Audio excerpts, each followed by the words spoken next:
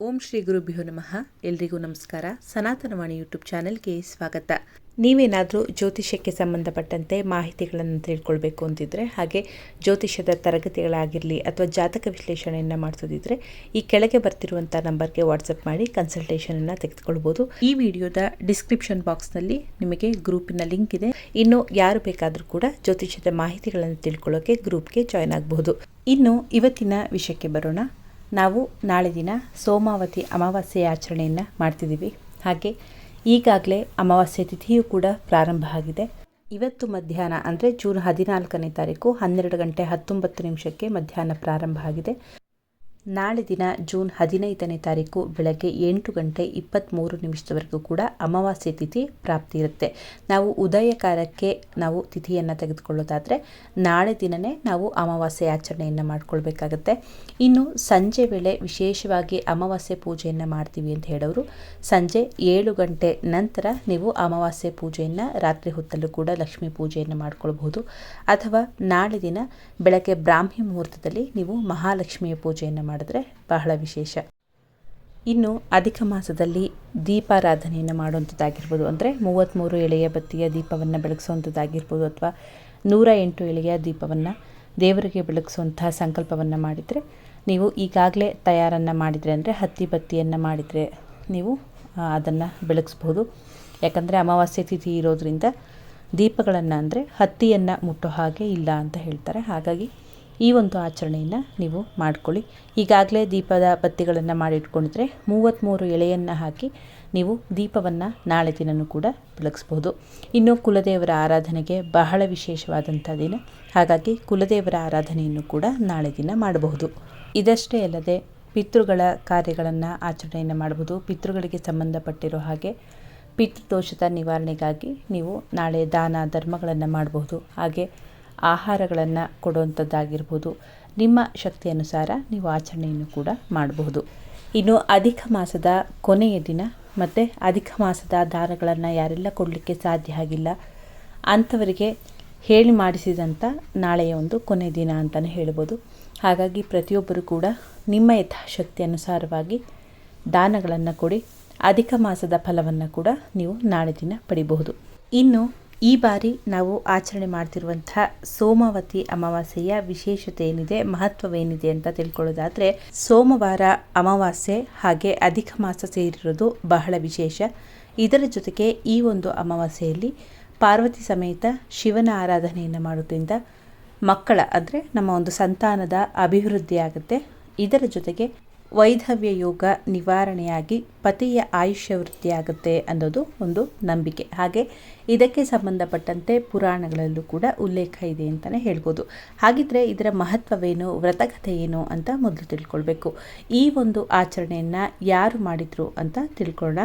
ಸೋಮವತಿ ಅಮಾವಾಸ್ಯೆಯ ಆಚರಣೆ ಮೊದಲಿಗೆ ದ್ರೌಪದಿ ಮತ್ತು ಕುಂತಿಯು ಆಚರಣೆ ಮಾಡಿದ್ರು ಅಂತ ಹೇಳಲಾಗುತ್ತೆ. ಇದಕ್ಕೆ ಸಂಬಂಧಪಟ್ಟಂತೆ ಮಹಾಭಾರತದ ಸಮಯದಲ್ಲಿ ಉತ್ತರೆಯ ಗರ್ಭದಲ್ಲಿ ಅಂದರೆ ಅಭಿಮನ್ಯುವಿನ ಸಂತಾನ ಏನಿತ್ತು, ಉತ್ತರೆಯ ಗರ್ಭದಲ್ಲಿ ಪರೀಕ್ಷಿತ ಮಹಾರಾಜರು ಇದ್ದಂಥದ್ದು ಇದೆಲ್ಲರಿಗೂ ಕೂಡ ನಿಮಗೆ ಗೊತ್ತಿರುವಂಥ ವಿಚಾರ. ಇನ್ನು ಆ ಒಂದು ಉತ್ತರೆಯ ಗರ್ಭಕ್ಕೆ ಅಶ್ವತ್ಥಾಮರು ಬ್ರಹ್ಮಾಸ್ತ್ರವನ್ನು ಹೂಡಿ ಆ ಒಂದು ಗರ್ಭವನ್ನು ನಾಶವನ್ನು ಮಾಡಬೇಕು ಅಂತ ಹೇಳಿ ಅವರು ಈ ಪಾಂಡವರು ಆ ಸಂತಾನ ಸಂಪೂರ್ಣವಾಗಿ ನಶಿಸಿ ಹೋಗಬೇಕು ಅಂತ ಹೇಳಿ ಬ್ರಹ್ಮಾಸ್ತ್ರವನ್ನು ಪ್ರಯೋಗವನ್ನು ಮಾಡ್ತಾರೆ. ಇದನ್ನು ತಿಳಿದಂತಹ ಯುಧಿಷ್ಠಿರನು ಶ್ರೀಕೃಷ್ಣನ ಬಳಿ ಹೋಗಿ ಪ್ರಾರ್ಥನೆಯನ್ನು ಮಾಡಿಕೊಳ್ತಾರೆ, ನಮಗೆ ಇದಕ್ಕೆ ಸಂಬಂಧಪಟ್ಟಂತೆ ಪರಿಹಾರವನ್ನು ತಿಳಿಸ್ಕೊಡಿ ಅಂತ. ಆಗ ಶ್ರೀಕೃಷ್ಣ ಪರಮಾತ್ಮ ಶರಶಯ್ಯ ಮೇಲೆ ಮಲಗಿರುವಂಥ ಭೀಷ್ಮ ಪಿತಾಮಹರ ಬಳಿ ಹೋಗಿ ಈ ಒಂದು ವ್ರತದ ಆಚರಣೆಯನ್ನು ಕೇಳು ಅಂತ ಹೇಳಿ ಅವರು ಕಳಿಸ್ತಾರೆ. ನಂತರ ಪಾಂಡವರ ರಾಜ ಯುಧಿಷ್ಠಿರ ಹೋಗಿ ಭೀಷ್ಮ ಪಿತಾಮಹರ ಬಳಿ ಈ ಒಂದು ವಿಚಾರವನ್ನು ತಿಳಿಸಿದಾಗ ಭೀಷ್ಮ ಪಿತಾಮಹರು ಈ ಒಂದು ಸೋಮಾವತಿ ಅಮಾವಾಸ್ಯೆಯ ಆಚರಣೆಯನ್ನು ಕುಂತಿ ಮತ್ತು ದ್ರೌಪದಿ ದೇವಿಯು ಸೋಮಾವತಿ ಅಮಾವಾಸ್ಯೆ ದಿನ ಉಪವಾಸವನ್ನು ಇದ್ದು ತನ್ನ ಪಾಂಡವರ ಒಂದು ಸಂತತಿ ಏನಿದೆ ಆ ಒಂದು ಸಂತತಿ ಅಭಿವೃದ್ಧಿಯಾಗಲಿ ಅಂತ ಹೇಳಿ ಈ ಒಂದು ಆಚರಣೆಯನ್ನು ಮಾಡಬೇಕು. ಈ ಒಂದು ಆಚರಣೆಯೇ ಉತ್ತರೆಯ ಗರ್ಭವನ್ನು ರಕ್ಷಣೆ ಮಾಡುತ್ತೆ ಅಂತ ಹೇಳಿ ಈ ಒಂದು ಆಚರಣೆಯನ್ನು ಅಂದರೆ ಸೋಮವತಿ ಅಮಾವಾಸ್ಯೆಯ ಆಚರಣೆಯನ್ನು ಅವರು ತಿಳಿಸಿ ಆಚರಣೆಯನ್ನು ಕೂಡ ಮಾಡಿಸ್ತಾರೆ. ಆಗ ಪರೀಕ್ಷಿತ ಮಹಾರಾಜರು ಅಂದರೆ ಗರ್ಭದಲ್ಲಿದ್ದಂಥವರೇ ಪರೀಕ್ಷಿತ ಮಹಾರಾಜರು ಸುರಕ್ಷಿತವಾಗಿ ಉತ್ತರೆ ಗರ್ಭ ದಗ್ಧ ಆಗದಿರೋ ರೀತಿಯಲ್ಲಿ ಸಂತಾನ ಅಭಿವೃದ್ಧಿ ಆಗುತ್ತೆ. ಹಾಗಾಗಿ ಈ ಒಂದು ಸೋಮಾವತಿ ಅಮಾವಾಸ್ಯೆ ಸಂತಾನದ ಅಭಿವೃದ್ಧಿಗಾಗಿ ಅಂದರೆ ಒಂದು ವಂಶದ ಅಭಿವೃದ್ಧಿಗಾಗಿ ಪ್ರತಿಯೊಬ್ಬರು ಕೂಡ ಆಚರಣೆಯನ್ನು ಮಾಡಬೇಕು ಅನ್ನೋದು ಒಂದು ಉಲ್ಲೇಖ. ಮತ್ತೊಂದು ಪುರಾಣದ ಕಥೆಯನ್ನು ನೋಡೋದಾದರೆ ಈ ಒಂದು ಆಚರಣೆಯನ್ನು ಮಾಡೋದ್ರಿಂದ ವೈಧವ್ಯ ಯೋಗ ನಿವಾರಣೆ ಆಗುತ್ತೆ ಅಂತ ಕೂಡ ಹೇಳಲಾಗುತ್ತೆ. ಪುರಾಣಗಳ ಪ್ರಕಾರ ಹಿಂದೆ ಒಬ್ಬ ಬಡ ಬ್ರಾಹ್ಮಣನಿದ್ದನು. ಆತನಿಗೆ ಮದುವೆ ವಯಸ್ಸಿಗೆ ಬಂದಂತಹ ಒಬ್ಬ ಸುಂದರ ಹಾಗೆ ಸುಗುಣ ಸಂಪನ್ನನಾದಂತಹ ಮಗಳಿದ್ದಳು. ಆದರೆ ಆಕೆಯ ಒಂದು ಜಾತಕದಲ್ಲಿ ಹಿಂದಿನ ಒಂದು ಕರ್ಮಫಲದ ಪರಿಣಾಮವಾಗಿ ಆಕೆಯ ಜಾತಕದಲ್ಲಿ ವೈಧವ್ಯ ಯೋಗ ಪ್ರಾಪ್ತಿ ಇತ್ತು.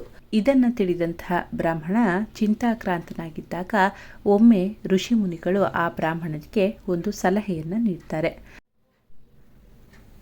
ಹತ್ತಿರದ ಊರಲ್ಲೇ ಇದ್ದ ಸೌಮ್ಯ ಎಂಬ ಸದಾಚಾರ ಸಂಪನ್ನೆಯಾದ ಬಡ ಅಗಸಿಯನ್ನು ಭೇಟಿಯಾಗಿ ಆಕೆಯ ಸೇವೆಯನ್ನು ಮಾಡಲು ಅವರು ಹೇಳ್ತಾರೆ.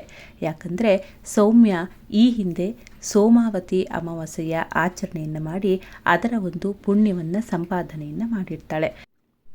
ಇದನ್ನು ತಿಳಿದಂತಹ ಬ್ರಾಹ್ಮಣನ ಮಗಳು ಸದಾಚಾರ ಸಂಪನ್ನೆಯಾದಂತಹ ಬಡ ಅಗಸಿಯಾದಂತಹ ಸೌಮ್ಯ ಅವರನ್ನು ಭೇಟಿಯನ್ನು ಮಾಡಿ ಆಕೆಯ ಸೇವೆಯನ್ನು ಮಾಡೋಕ್ಕೆ ಆರಂಭವನ್ನು ಮಾಡ್ತಾಳೆ. ಆ ಮಗಳ ಸೇವೆಗೆ ಮೆಚ್ಚಿದಂತಹ ಸೌಮ್ಯ ಒಂದು ದಿನ ಆ ಬಾಲಕಿಗೆ ತನ್ನ ಹಣೆಯಲ್ಲಿದ್ದಂತಹ ಕುಂಕುಮವನ್ನು ಇಡ್ತಾಳೆ. ಸೋಮವತಿ ಅಮಾವಾಸ್ಯೆಯ ದಿನವಾದ್ದರಿಂದ ಆ ಕುಂಕುಮದ ಮಹಿಮೆಯಿಂದ ಆ ಬ್ರಾಹ್ಮಣನ ಮಗಳ ವೈಧವ್ಯದ ಯೋಗವು ದೂರಾಗಿ ಅವಳು ವಿವಾಹವಾಗುವಂತಹ ಪತಿ ಸದಾಕಾಲ ಆರೋಗ್ಯದಿಂದ ಇರುವಂತೆ ಆಶೀರ್ವಾದವನ್ನು ಆ ಮಹಿಳೆ ಮಾಡ್ತಾರೆ. ಇದು ಈ ಒಂದು ಸೋಮವತಿ ಅಮಾವಾಸ್ಯೆಯ ಒಂದು ವ್ರತಕಥೆಯಾಗಿತ್ತು. ಅಂದಿನಿಂದ ಮಹಿಳೆಯರು ತಮ್ಮ ಪತಿಯ ಆಯುಷ್ಯ ಮತ್ತು ಆರೋಗ್ಯಕ್ಕಾಗಿ ಕುಟುಂಬದ ಒಳಿತಿಗಾಗಿ ಈ ಒಂದು ವ್ರತವನ್ನು ಆಚರಿಸಿಕೊಂಡು ಬರ್ತಿದ್ದಾರೆ ಅನ್ನೋದು ಪುರಾಣದ ನಂಬಿಕೆಯಾಗಿದೆ. ಅದರಂತೆಯೇ ನಾವು ಈ ಒಂದು ಆಚರಣೆಯನ್ನು ಯಾವ ರೀತಿ ಮಾಡಿಕೊಳ್ಬೇಕು ಅಂತ ತೆಗೆದುಕೊಳ್ಳೋದಾದರೆ, ನಾವು ನಾಳೆ ದಿನ ಪವಿತ್ರವಾಗಿ ಮನೆಯಲ್ಲಿ ಗಂಗಾಜಲ ಇದ್ದರೆ ಅಥವಾ ಗೋಮೂತ್ರ ಇದ್ದರೂ ಕೂಡ ಅಥವಾ ಕುಲದೇವರ ತೀರ್ಥಗಳನ್ನು ನೀವೇನಾದರೂ ಮನೆಯಲ್ಲಿ ಇಟ್ಟಿದ್ರೆ ಅದನ್ನು ಹಾಕಿ ನೀರಿನಲ್ಲಿ ಶುಭ್ರವಾಗಿ ಸ್ನಾನವನ್ನು ಮಾಡಿ ನಂತರ ಕುಲದೇವರ ಮನೆ ದೇವರ ಪೂಜೆಯನ್ನು ಮಾಡಿ ಮೊದಲು ಗಣಪತಿಗೆ ಪ್ರಾರ್ಥನೆಯನ್ನು ಮಾಡಿ ಯಾವ ಒಂದು ಉದ್ದೇಶಕ್ಕಾಗಿ ಸಂಕಲ್ಪವನ್ನು ಮಾಡ್ತಿದ್ದೀರಾ, ಈ ಒಂದು ಆಚರಣೆಯನ್ನು ಮಾಡ್ತಿದ್ದೀರಾ ಅದನ್ನು ಕೇಳಿ ಸಂಕಲ್ಪವನ್ನು ಮಾಡಿಕೊಳ್ಬೇಕು. ಅದಾದ ನಂತರ ಅಶ್ವತ್ಥ ವೃಕ್ಷದ ಪ್ರದಕ್ಷಿಣೆಗೆ ಸಾಧ್ಯವಾದಷ್ಟು ಒಂದು ಬೆಳಗ್ಗಿನ ಬ್ರಾಹ್ಮಿ ಮುಹೂರ್ತದಲ್ಲಿ ಹೋದರೆ ಬಹಳಷ್ಟು ವಿಶೇಷ. ಸಾಧ್ಯ ಆಗಿಲ್ಲ ಅಂದ್ರೂ ಕೂಡ ಕನಿಷ್ಠ ಪಕ್ಷ 7 ಗಂಟೆ ಒಳಗಾಗಿ ಹೋಗಿ ನೀವು ಪೂಜೆಯನ್ನು ಮಾಡಿ ಬರಬಹುದು. ಹಾಗೆ ಈ ಒಂದು ವ್ರತದ ಆಚರಣೆಯನ್ನು ಮಾಡೋಂಥವ್ರು ಯಥಾಶಕ್ತಿ ಉಪವಾಸವನ್ನು ಮಾಡಿ ಎಲ್ಲಿಯೂ ಕೂಡ, ಯಾಕಂದರೆ ಅಮಾವಾಸ್ಯೆಗಳಲ್ಲಿ ಮುತ್ತೈದೆಯರು ನಿಟ್ಟುಪವಾಸವನ್ನು ಮಾಡೋ ಹಾಗಿಲ್ಲ. ಬದಲಾಗಿ ಹಾಲು, ಹಣ್ಣು, ಸಜ್ಜಿಗೆ ಈ ರೀತಿ ತೆಗೆದುಕೊಂಡು ನೀವು ಉಪವಾಸದ ಆಚರಣೆಯನ್ನು ಮಾಡ್ಬೋದು. ಸಂಕಲ್ಪವನ್ನು ಮಾಡುವಂಥ ಒಂದು ಸಮಯದಲ್ಲೂ ಕೂಡ ನೀವು ಸಂಕಲ್ಪವನ್ನು ಮಾಡಬೇಕಾದ್ರೂ ಕೂಡ ಕೇಳ್ಕೊಳ್ಬೇಕಾಗತ್ತೆ. ನಮ್ಮ ಒಂದು ಸಂತಾನದ ಅಭಿವೃದ್ಧಿಗಾಗಿ ಹಾಗೆ ಪತಿಯ ದೀರ್ಘಾಯುಷ್ಯದ ಒಂದು ವೃದ್ಧಿಗಾಗಿ ಈ ಒಂದು ಆಚರಣೆಯನ್ನು ಮಾಡ್ತಿದ್ದೀನಿ, ಸೋಮವತಿ ಅಮಾವಾಸ್ಯೆಯ ಆಚರಣೆಯನ್ನು ಮಾಡ್ತಿದ್ದೀನಿ ಅಂತ ಹೇಳಿ ಸಂಕಲ್ಪವನ್ನು ಮಾಡಿ ನೀವು ನಂತರ ಪ್ರಾರಂಭವನ್ನು ಮಾಡಬೇಕಾಗತ್ತೆ. ಇನ್ನು ಅಶ್ವತ್ಥ ವೃಕ್ಷಕ್ಕೆ ಸೋಮವಾರ ಆಗಿರೋದ್ರಿಂದ ಹಾಲು ಮತ್ತು ನೀರು ಎರಡರ ಒಂದು ಮಿಶ್ರಣವನ್ನು ಅಶ್ವತ್ಥ ವೃಕ್ಷದ ಬುಡಕ್ಕೆ ನೀರನ್ನು ಎರೆದು ನಂತರ ನೀವು 108 ಪ್ರದಕ್ಷಿಣೆ ನಮಸ್ಕಾರವನ್ನು ಮಾಡಿ ನಂತರ ನಿಮ್ಮ ಒಂದು ನೈವೇದ್ಯ ಆಗಿರಲಿ ಅಥವಾ ನೀವು ಧೂಪ, ದೀಪ, ಅರಿಶಿನ, ಕುಂಕುಮ ಏನು ಪೂಜೆಗೆ ಸಾಮಗ್ರಿಗಳನ್ನು ತೆಗೆದುಕೊಂಡು ಹೋಗಿರ್ತೀರ ಪೂಜೆಯನ್ನು ಮಾಡಿ ನೀವು ನೈವೇದ್ಯ ಸಮರ್ಪಣೆಯನ್ನು ಮಾಡಿ ನಂತರ ಕನಿಷ್ಠ ಒಬ್ಬರಿಗಾದರೂ ಸರಿ ನೀವು ಆ ಬ್ರಾಹ್ಮಣರಿಗೆ ದಾನವನ್ನು ಅಂದರೆ ದಕ್ಷಿಣೆ ಸಮೇತ ತಾಂಬೂಲ ಸಮೇತವಾಗಿ ಆ ವ್ರತದ ಫಲವನ್ನು ಪಡಿಬೇಕು ಅಂತ ಹೇಳಿ ನೀವು ಅವರಿಗೆ ತಾಂಬೂಲವನ್ನು ಕೊಟ್ಟು ಆಶೀರ್ವಾದವನ್ನು ಪಡೆದುಕೊಳ್ಬೋದು. ಸರಳವಾಗಿ ನಾಳೆ ದಿನ ಆಚರಣೆಯನ್ನು ಪ್ರತಿಯೊಬ್ಬರೂ ಕೂಡ ಮಾಡಿ ಅಂತಲೇ ಹೇಳ್ತೀನಿ. ಇನ್ನು ಅಶ್ವತ್ಥ ವೃಕ್ಷದ ಪ್ರದಕ್ಷಿಣೆಯನ್ನು ಮಾಡುವಂಥ ಸಂದರ್ಭದಲ್ಲಿ ನಿಮಗೆಲ್ಲರಿಗೂ ಕೂಡ ಗೊತ್ತಿರೋ ಹಾಗೆ ಮೂಲತೋ ಬ್ರಹ್ಮರೂಪಾಯ ಮಧ್ಯತೋ ವಿಷ್ಣುರೂಪಿಣೆ ಅಗ್ರತಾ ಶಿವರೂಪಾಯ ವೃಕ್ಷರಾಜಾಯತೆ ನಮಃ ಈ ಒಂದು ಮಂತ್ರವನ್ನು ಕೂಡ ಹೇಳಬಹುದು.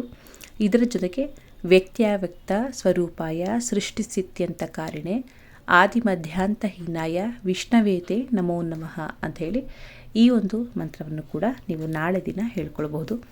ಇನ್ನು ಪ್ರದಕ್ಷಿಣೆ, ನಮಸ್ಕಾರ, ಪೂಜೆ ಎಲ್ಲವನ್ನು ಮಾಡಿ ತಪ್ಪದೆ ದಾನವನ್ನು ಕೊಡಬೇಕು. ಇಲ್ಲಾಂದರೆ ನಮಗೆ ಆ ಒಂದು ವ್ರತದ ಫಲ ಪ್ರಾಪ್ತಿಯಾಗೋದಿಲ್ಲ. ಹಾಗಾಗಿ ಈ ಬಾರಿ ಸೋಮವತಿ ಅಮಾವಾಸ್ಯೆ ಪ್ರತಿಯೊಬ್ಬರು ಕೂಡ ನಿಮ್ಮ ಯಥಾಶಕ್ತಿ ಅನುಸಾರ ಪೂಜೆಯನ್ನು ಮಾಡಿ, ಇದರ ಜೊತೆಗೆ ಶಿವ ಮತ್ತು ಪಾರ್ವತಿ ಸಮೇತವಾಗಿ ಮತ್ತು ಲಕ್ಷ್ಮೀನಾರಾಯಣನ ಆಶೀರ್ವಾದದ ಸಮೇತವಾಗಿ ಈ ಒಂದು ವ್ರತದ ಆಚರಣೆಯನ್ನು ಪ್ರತಿಯೊಬ್ಬರು ಮಾಡಿ.